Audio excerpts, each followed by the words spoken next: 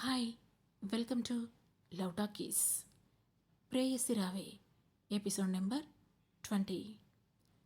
సత్య సంజు ఇద్దరూ క్లోజ్గా ఉన్న టైంలో మీనా ఫోన్ చేస్తుంది. అది చూసి కంగారుగా సత్య దూరం వెళ్ళిపోయాడు. దాంతో ఏదో అనుమానం వచ్చి ఏం జరిగిందో చెప్పమని నిలదీస్తూ చెప్పకపోతే మన ప్రేమకు వాల్యూ లేదు అంటుంది సంజు. సంజు, ఇంత చిన్న విషయానికి ఎందుకంత పెద్ద పెద్ద మాటలు మాట్లాడుతున్నావు? లీవ్ ఇట్ డార్లింగ్ అని ప్రేమగా అన్నాడు Satya. No Satya, it's not a small thing.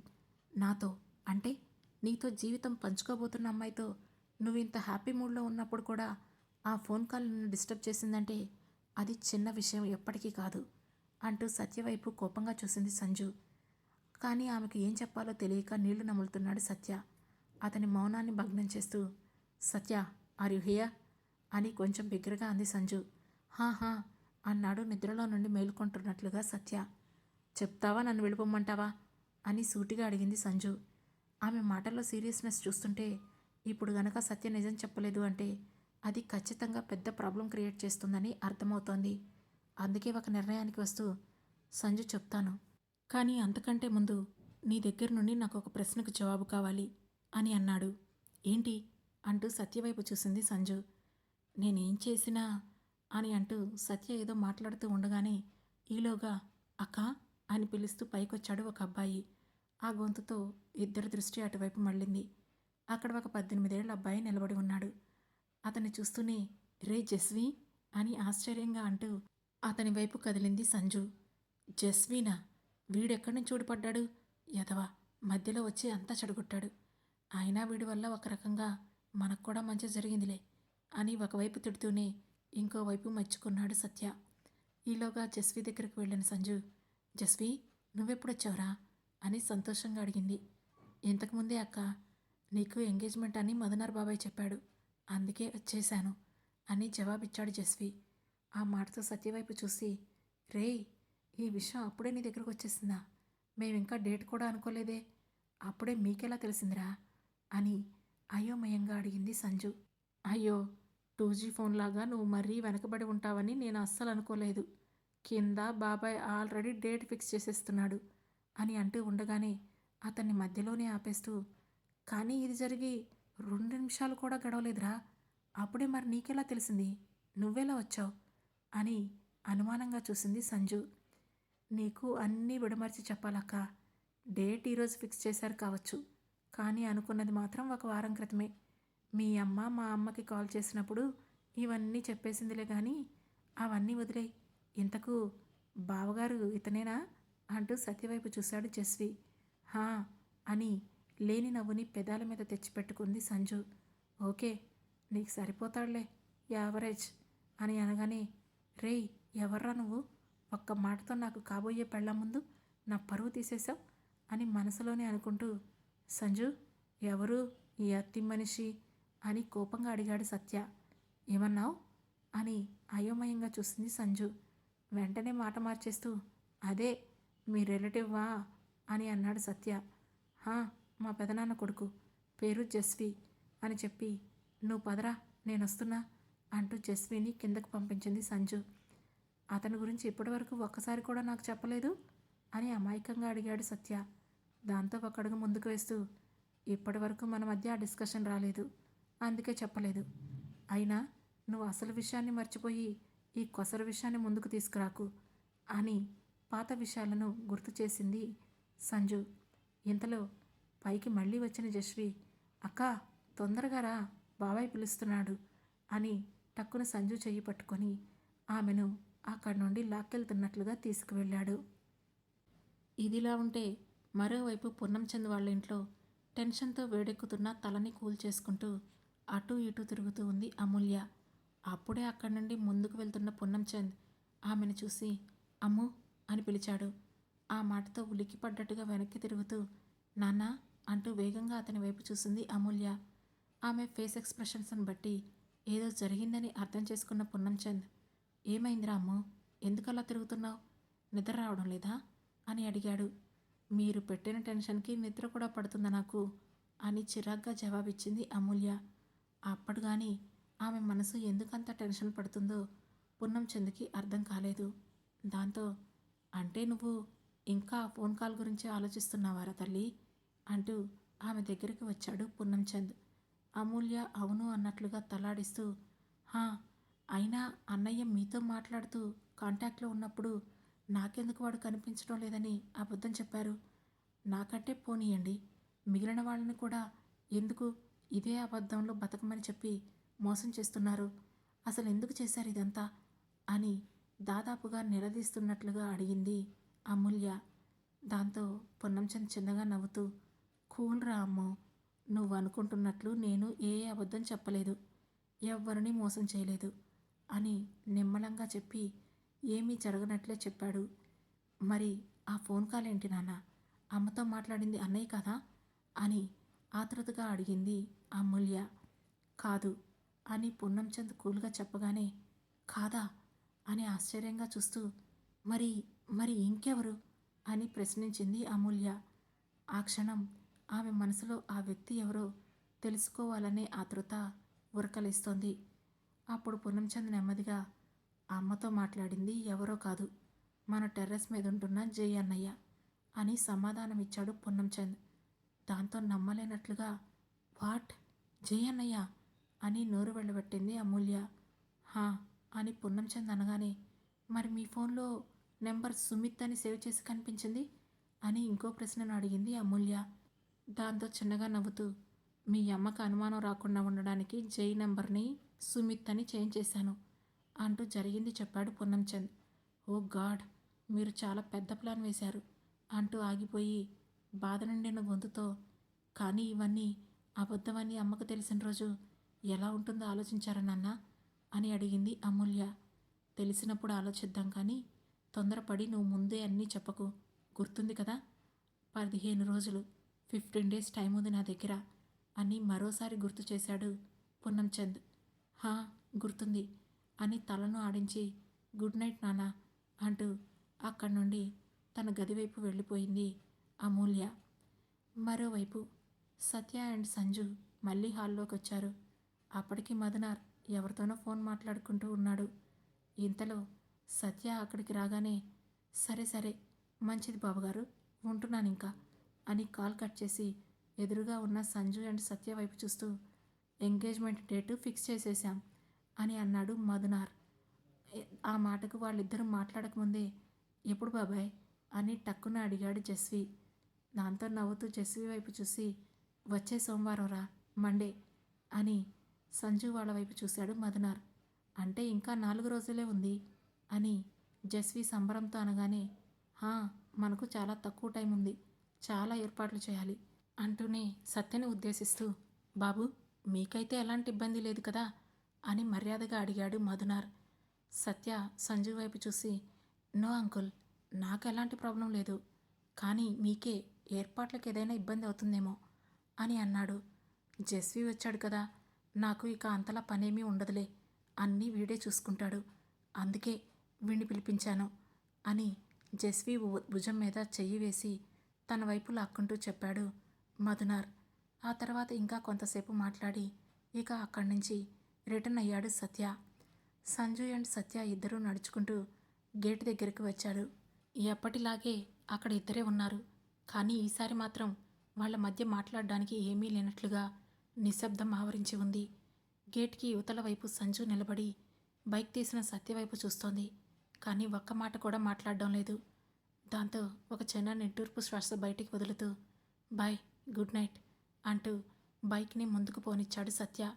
Bye అని చెప్పి అతని వైపు కూడా చూడకుండా అక్కడి నుండి ఇంట్లోకి వచ్చింది సంజు. దాంతో, ఓ గాడ్, మీనా అని చిన్నపాటి చిరాకుతో అనుకొని సత్య అక్కడి నుంచి స్టార్ట్ అయ్యాడు. ఆ తర్వాత రోజు ఉదయపు సూర్యకిరణాలు కిటికీ గుండా బెడ్ మీదున్న శృతి మీద పడుతున్నాయి. ఆ కాంతి కిరణాలకి ఆమె ముఖం బంగారంలా తలతలా మెరిసిపోతోంది. ఇంతలో అక్కడికి వచ్చిన జై, శృతి శృతి అని పిలిచాడు. దుప్పటని కొద్దిగా పక్కకు అనుకుంటూ, హా జై, చెప్పు అని కళ్ళు మూసుకొని అడిగింది శృతి. కాఫీ తాగుతూ, టైం 8 అయింది, ఈరోజు మరీ బద్ధకంగా కనిపిస్తున్నావు అని అన్నాడు జై. దాంతో కొంటిగా ఒక కంటిని తెరిచి, ఏంటో నైట్ నీ వంట తిన్నాక అలా అలా నిద్ర పట్టేసింది అని అంది శృతి. ఆమె కళ్ళ మీద పడుతున్న కురులు చిన్నగా పైకి లేస్తుంటే నువ్వు అలా చెప్పినంత మాత్రాన నేను రోజు వంట చేస్తానని నువ్వు అనుకోవద్దు అని నవ్వుతూ అన్నాడు జై. అప్పుడే మెల్లగా పైకి లేచిన శృతి తన వైపే వస్తున్న జైని చూస్తూ, ఇంత అదృష్టం ఇప్పట్లో నాకు రాదని అనుకుంటున్నానులే అని అంది శృతి. అప్పటికే తన కాఫీ పట్టుకొని శృతి దగ్గరికి వచ్చేశాడు జై. ఆమె మెల్లగా లేస్తుంటే, ఆశలు నీకు చాలా ఉన్నాయి కానీ ముందు ఇప్పుడు నీకెలా ఉంది, నువ్వు ఓకేనా అని కొంచెం ఆందోళనగా అడిగాడు జై. బెడ్పై నుండి లేచి నిలబడుతూ, నాకిప్పుడు పర్లేదు, నువ్వేం కంగారు పడకు అని జవాబిచ్చింది శృతి. ఓకే అంటూ కాఫీ తాగుతున్న అతన్ని కోపంగా చూస్తూ, ఇక్కడ నేను కూడా ఉన్నాను కదా, నా ముఖం మీద కూడా ఒక కాఫీ పడేస్తే బాగుంటుందేమో అని అంది శృతి. ఓ సారీ, యాక్చువల్లీ ఆ థాట్ నాకు రాలేదు, జస్ట్ వెయిట్ తీసుకొస్తా అంటూ జై అక్కడి నుండి వెళ్ళిపోతూ ఉంటే వెంటనే అతని చేయి పట్టి, నో నీడ్, అవసరం లేదు అని అంది శృతి. వై, ఎందుకు అని అయోమయంగా అడిగాడు జై. ఎందుకంటే అంటూ ఇంకా అతని దగ్గరికి రావడం మొదలుపెట్టింది శృతి. అప్పటికే అయోమయంగా ఆమె వైపే చూస్తున్నాడు జై. జై అంతే చూస్తూ ఉండగానే శృతి అతని చేతిలోని కాఫీ కప్పుని తన చేతిలోకి తీసుకొని ఒక సిప్ చేసి, చాలా బాగుంది, టేస్ట్ కూడా అదిరిపోయింది, నైస్ అని సిగ్గుతో చెప్పింది.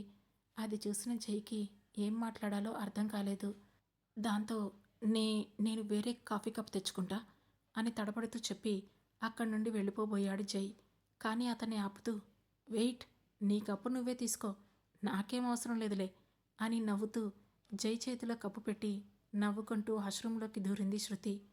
గడిచిన కొన్ని క్షణాల్లో అసలేం జరిగిందో అర్థం చేసుకోవడానికి ట్రై చేస్తూ వెంటనే జుట్టు పీక్కుంటూ, ఓ గాడ్, ఈమె ఒకవేళ నిజంగా నా వైఫ్ అయి ఉంటే అని అనుకుంటూ, అంతలోనే హే వాట్ ద హెల్, నేనేనా ఇలా థింక్ చేసేది అని మళ్ళీ తనను తానే తిట్టుకుంటూ అక్కడి నుండి బయటికి వచ్చాడు జై.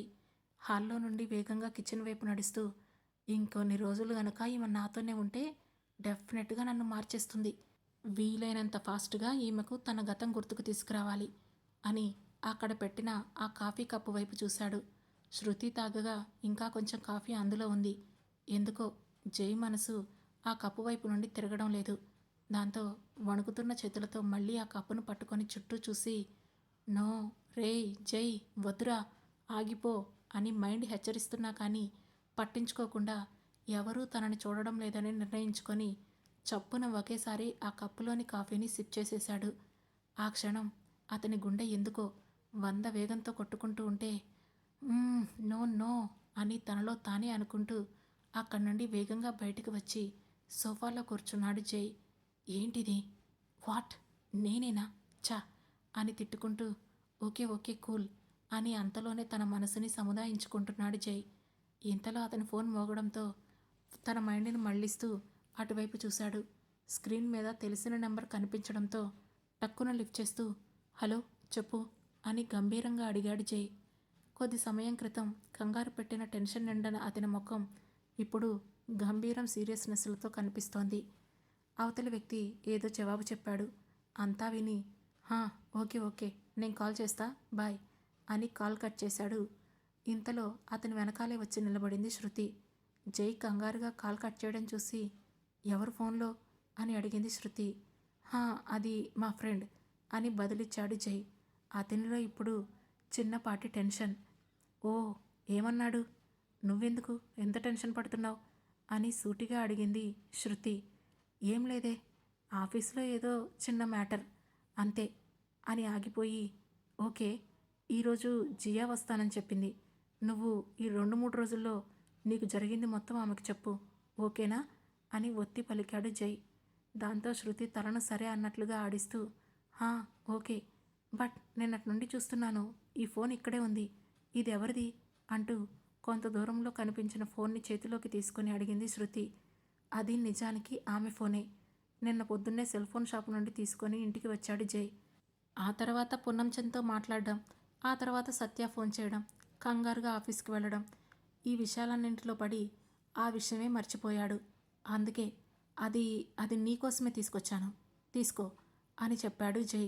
అది విని సంబరంతో, నిజంగానా, థ్యాంక్ యూ సో మచ్ అని శృతి ఆగిపోగానే, ఇట్స్ ఓకే, నేను లేనప్పుడు నీకు ఇబ్బంది అవుతుంది కదా, సో ఏదైనా ప్రాబ్లం వస్తే ఇన్ఫర్మేషన్ ఇవ్వడానికి ఈజీగా ఉంటుందని తీసుకొచ్చాను అని చెప్పి ఆ బెడ్రూమ్ వైపు నడిచాడు జై.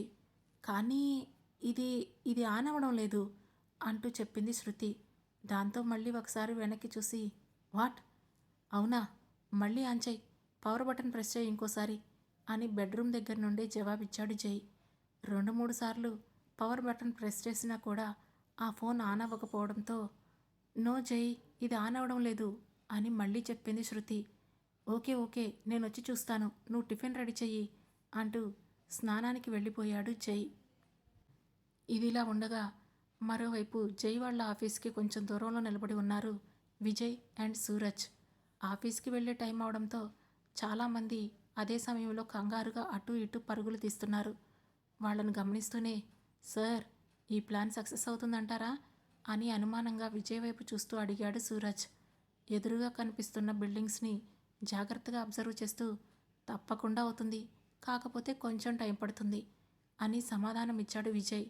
నాకెందుకో కొంచెం కాకుండా చాలా టైం పడుతుందని అనిపిస్తుంది. ఎందుకంటే చూస్తున్నారు కదా, ఇప్పుడు మన ముందు 1 కాదు 2 కాదు, దాదాపు 6 సాఫ్ట్వేర్ ఆఫీసులు ఉన్నాయి. ఒక్కొక్క ఫ్లోర్లో ఒక్కొక్క ఆఫీస్ ఉంది.